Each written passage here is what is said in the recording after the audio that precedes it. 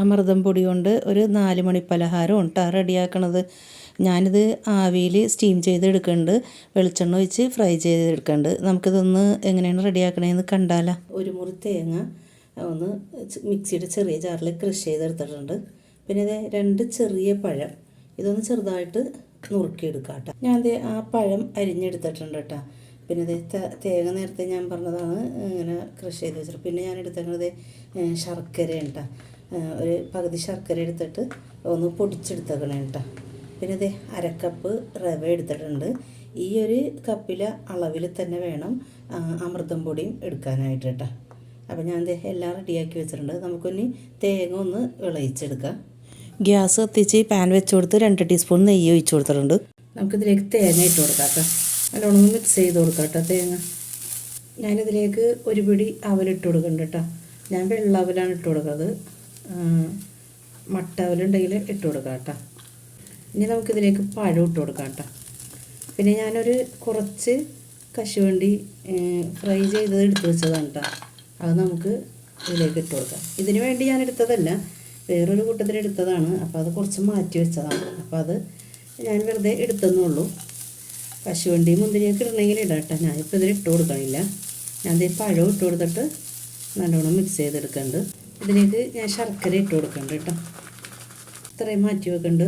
ശർക്കരയ്ക്ക് പകരം പഞ്ചസാര ഇട്ട് കൊടുക്കാനാണ് ഇഷ്ടമെങ്കിൽ പഞ്ചസാര ഇട്ട് കൊടുക്കാം കേട്ടോ. എൻ്റെ വീഡിയോ ആദ്യമായിട്ട് കാണുന്ന കൂട്ടുകാരുണ്ടെങ്കിൽ ഒന്ന് സബ്സ്ക്രൈബ് ചെയ്തേക്കണം കേട്ടോ. തൊട്ട് കാണുന്ന ബെല്ലൈക്കൻ ഞെക്കിയാലേ ഞാനിടുന്ന വീഡിയോയുടെ നോട്ടിഫിക്കേഷൻ വരുള്ളൂ. നിങ്ങൾക്ക് ഈ വീഡിയോ ഇഷ്ടമാണെങ്കിൽ ഒന്ന് ഫാമിലിക്കും ഫ്രണ്ട്സിനും ഒക്കെ ഒന്ന് ഷെയർ ചെയ്ത് കൊടുക്കണം കേട്ടോ. ഏലക്ക പൊടിച്ചത് ഇട്ട് കൊടുക്കാം കേട്ടോ. നല്ലോണം ഒന്ന് മിക്സ് ചെയ്ത് കൊടുക്കാം കേട്ടോ. ശർക്കരയൊക്കെ ഇതിൽ അരിഞ്ഞിട്ട് തേങ്ങയിലും അവലിലും പഴത്തിലൊക്കെ പിടിച്ചിട്ടുണ്ട്. നമുക്ക് ഗ്യാസ് ഓഫ് ചെയ്യാം. ഇത് വേറൊരു പാത്രത്തിലേക്ക് മാറ്റാം കേട്ടോ. ഗ്യാസ് കത്തിച്ചിട്ട് ആ പാൻ തന്നെ വെച്ച് കൊടുത്തിട്ടുണ്ട് കേട്ടോ. ഞാനതിലേക്ക് 1 കപ്പ് വെള്ളം ഒഴിച്ച് കൊടുക്കുകയാണ്. 1/2 കപ്പ് റവയും 1/2 കപ്പ് അമൃതം പൊടിയാണ് ഇടുന്നത്. അങ്ങനെ 1 കപ്പ് ഉണ്ട് പൊടികൾ ഇടുന്നത്. 1.5 കപ്പ് വെള്ളം ഒഴിച്ച് കൊടുക്കണ്ട കേട്ടോ. പാകത്തിന് ഉപ്പ് ഇട്ട് കൊടുക്കാം. 1.5 ടീസ്പൂൺ പഞ്ചസാര ഇട്ട് കൊടുക്കാം. റവ ഞാൻ ഒരു പേപ്പറിൽ ഇട്ട് കൊടുത്തിട്ടുണ്ട്. അതുപോലെ അമൃതം പൊടിയും ഇട്ടത് ഈ പേപ്പറിലേക്ക് ഇട്ട് കൊടുക്കേണ്ട. എന്നിട്ട് ഇത് രണ്ടും കൂടി ഒന്ന് മിക്സ് ചെയ്തെടുക്കാം. ഈ പേപ്പറിൽ ഇട്ട് കൊടുത്തത് ഈ തിളച്ച വെള്ളത്തിലേക്ക് ഇട്ട് കൊടുക്കാൻ എളുപ്പത്തിന് വേണ്ടിയിട്ട് കപ്പിൽ എടുത്ത് കഴിഞ്ഞിട്ട് പിന്നെ അത് ഇട്ട് കൊടുത്ത് അപ്പം തന്നെ പൊടി ഇട്ട് കൊടുക്കുമ്പോഴത്തേനുമൊക്കെ അത് ഒട്ടിപ്പിടിച്ച് പോകണ്ടെന്ന് ഓർത്തിട്ടാണ് കേട്ടോ ഇങ്ങനെ പേപ്പറിലേക്ക് ആക്കിയിട്ട് മിക്സ് ചെയ്തെടുക്കുന്നത്. പൊടി രണ്ടും നല്ലോണം മിക്സ് ചെയ്തെടുത്തിട്ടുണ്ട് കേട്ടോ. അപ്പോൾ നമ്മളിങ്ങനെ പേപ്പറിൽ ഇടണമെങ്കിൽ ഇങ്ങനെ എടുത്തിട്ട് നമുക്ക് ഇടാമല്ലോ. ആ ഒരു പാകത്തിന് വേണ്ടിയിട്ടാണ് ഞാനിങ്ങനെ പേപ്പറിൽ ഇട്ടത്. വെള്ളം തിളച്ച് വരുന്നുണ്ട്. ഞാൻ പൊടികളിട്ട് കൊടുക്കുക കേട്ടോ. നല്ലോണം ഒന്ന് മിക്സ് ചെയ്ത് എടുക്കാം കേട്ടോ. ഇത് നല്ലോണം മിക്സ് ആകുന്നേരം ലോ ഫ്ലെയിമിലേക്ക് ആക്കി കൊടുത്തിട്ടുണ്ട് കേട്ടോ. ഈ കട്ടയൊക്കെ ഒന്ന് മാറിയിട്ട് നല്ലോണം ഒന്ന് മിക്സായി വരണമല്ലോ, അതിന് വേണ്ടിയിട്ട് ലോ ഫ്ലെയിമിലേക്ക് ആക്കി കൊടുത്തിട്ടുണ്ട്. എന്നിട്ട് നമുക്ക് നല്ലോണം ഒന്ന് മിക്സ് ചെയ്തെടുക്കാം. എന്നിട്ടിത് ഈ പാനിൽ നിന്ന് വിട്ട് വരുന്ന പരുവത്തിൽ ഒന്ന് മാറ്റിയെടുക്കണം കേട്ടോ. അപ്പോൾ ഇതിനൊക്കെ റവയും വെന്ത് വരും, അമൃതം പൊടിയും വെന്ത് വരും, 2 പൊടിയും കൂടിയും വെന്ത് വരും. ലോ ഫ്ലെയിമിലേക്ക് ആക്കി കൊടുത്തേക്കാണ് കേട്ടോ. നല്ലോണം മിക്സ് ചെയ്തെടുക്കാം. ഇപ്പോൾ കട്ടയൊക്കെ ഉടഞ്ഞിട്ടുണ്ട്. ലോ ഫ്ലെയിമിൽ തന്നെയാണ് എടുക്കുന്നത്. റവയും നല്ലോണം വെന്ത് വന്നിട്ടുണ്ട്. പാനിൽ നിന്നൊന്ന് വിട്ട് വന്നിട്ടുണ്ട്. ഇപ്പം നിങ്ങൾ ലോ ഫ്ലെയിമിലേക്ക് ആക്കി കൊടുക്കണം കേട്ടോ. ഹൈ ഫ്ലെയിമിൽ തന്നെ ഇരുന്ന് കഴിഞ്ഞാൽ പെട്ടെന്ന് ആ വെള്ളം അങ്ങോട്ട് വറ്റി കട്ട പിടിച്ച് പോകും. അതുകൊണ്ടാണ് ലോ ഫ്ലെയിമിലാക്കി കൊടുക്കാൻ പറയണത്. ഇപ്പം പാനിൽ നിന്നൊക്കെ നല്ലോണം വിട്ട് വന്നിട്ടുണ്ട് കേട്ടോ. നമുക്കിനി ഗ്യാസ് ഓഫ് ചെയ്യാം. ഇതിൻ്റെ ചൂട് കുറച്ചൊന്ന് മാറി വരട്ടെ. ഒരുപാട് ചൂടാറാൻ കാത്തിരിക്കരുത് കേട്ടോ.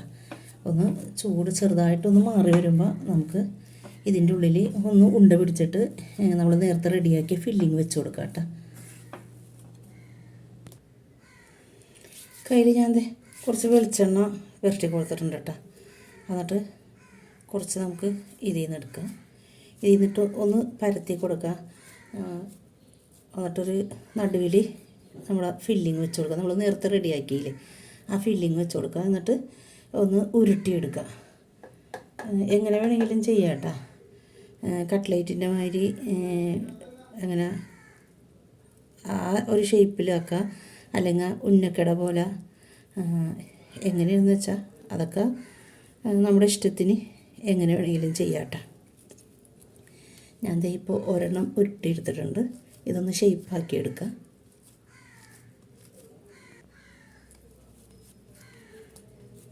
നല്ലോണം ഉരുട്ടിയെടുത്തിട്ടുണ്ട് കേട്ടോ. എന്നിട്ട് ദേ ഒന്ന് കൈവച്ച് ഇങ്ങനെ അമർത്തി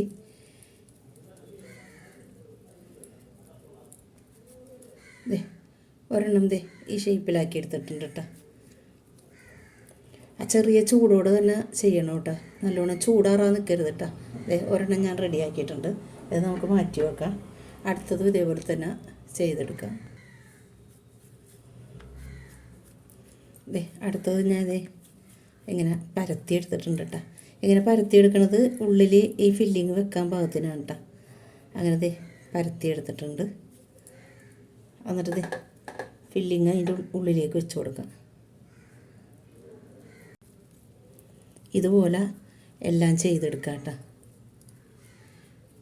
ഇത് നമുക്കൊന്ന് ഫ്രൈ ചെയ്തെടുക്കാം കേട്ടോ. കുറച്ച് ഒന്ന് വെളിച്ചെണ്ണ ഒഴിച്ചിട്ട് ഫ്രൈ ചെയ്തെടുക്കാം. അതല്ലെങ്കിൽ ആവി കയറ്റിയിട്ട് കഴിക്കാം കേട്ടോ. ഏതാണ് നമ്മുടെ ഇഷ്ടത്തിനെന്ന് വെച്ചാൽ അങ്ങനെ ചെയ്യാം. പിന്നെ നമ്മൾ ഈ അമൃതം പൊടിയും റവയൊക്കെ നമ്മൾ ഇട്ടിട്ടില്ലേ, അതൊന്നും ഇനിയും വേവേണ്ട ആവശ്യമൊന്നുമില്ല. നമ്മൾ നല്ലോണം വെള്ളം ഒഴിച്ച് തിളപ്പിച്ചിട്ട് വാട്ടിയെടുത്തതാണല്ലോ. അപ്പോൾ ഇനി വേവണം എന്നൊന്നുമില്ല.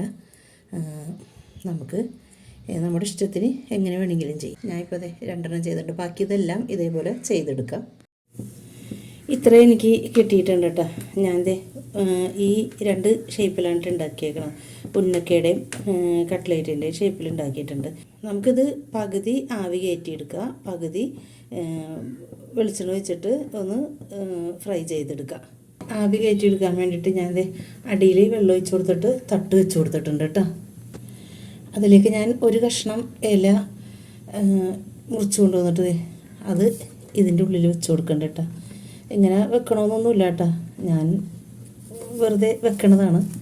അപ്പോൾ ഈ വാഴയുടെ ഇലയും കൂടി ഇടുമ്പോഴേ ആ ഒരു സ്മെല്ല് നമുക്ക് ഈ നമ്മുടെ സ്നാക്സിൽ കിട്ടുമല്ലോ, അതിന് വേണ്ടിയിട്ടാണ്. ഞാൻ 2 സൈസ് വെച്ച് കൊടുക്കുന്നുണ്ട് കേട്ടോ. 5 എണ്ണം ഇതിൽ വെച്ച് കൊടുത്തിട്ടുണ്ട് കേട്ടോ. നമുക്കൊന്ന് മൂടി കൊടുക്കാം. 10 മിനിറ്റ് ഒന്ന് ആവി വരട്ടെ. 10 മിനിറ്റ് തന്നെ മതി, ഒരുപാട് നേരമൊന്നും ആവി കയറ്റണ്ട. 10 മിനിറ്റ് ആയിട്ടുണ്ട്. നമുക്കിത് തുറക്കാം.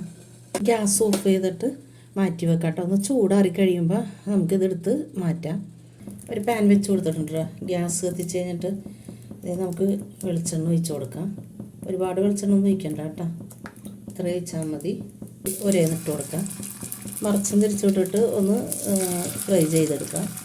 ഒരുപാട് നേരമൊന്നും ഫ്രൈ ചെയ്യണമെന്നില്ല കേട്ടോ, നല്ലോണം മൊരിഞ്ഞ് വരണമെന്നൊന്നുമില്ല. നമുക്കിതൊന്ന് മറിച്ചിട്ട് കൊടുക്കാം കേട്ടോ. 2 പുറവും ആയിട്ടുണ്ട് കേട്ടോ. നമുക്ക് കോരി മാറ്റാം. അങ്ങനെ അമൃതം പൊടി കൊണ്ടുള്ള 4 മണി പലഹാരം റെഡി ആയിട്ടുണ്ട്. ഇത് നല്ല ചൂടൊക്കെ ഉണ്ട്. ഞാനൊന്ന് പൊളിച്ച് കാണിക്കാം കേട്ടോ.